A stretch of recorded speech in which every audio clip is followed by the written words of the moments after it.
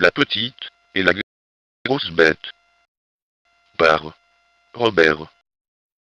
C'est idiot d'être un pêcheur aussi maladroit. Par exemple, si je dois me soulager, lorsque je pêche, j'évite toute perte de temps. Le temps, c'est du poisson. La canne à pêche d'une main, la braguette de l'autre, et je sors le Wistiti pour son petit besoin naturel. Par malheur, je ferre un poisson pendant que la vidange des ballastes suit son cours. Me penchant pour mieux voir, je suis désappointé par l'ampleur des dégâts. De haut en bas, mes jambes de pantalon sont inondées.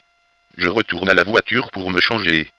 Par malchance, le pantalon de rechange est resté sur la corde à linge à la maison. Quelques jours plus tard, en me douchant, je constate qu'une verrue a poussé entre ma cuisse droite et les bijoux de famille.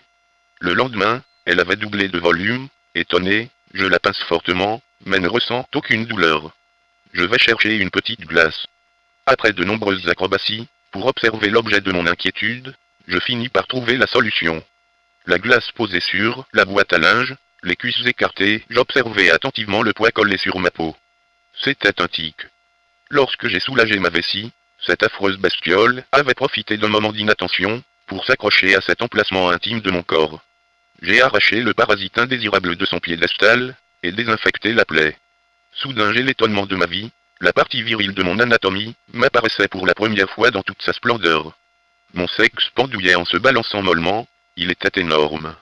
J'étais étonné, mais fier de le voir ainsi, jamais je m'étais imaginé si puissamment équipé. Malgré quelques doutes, pendant plusieurs jours, lors des soins, j'étais fier de pouvoir admirer mon anatomie intime.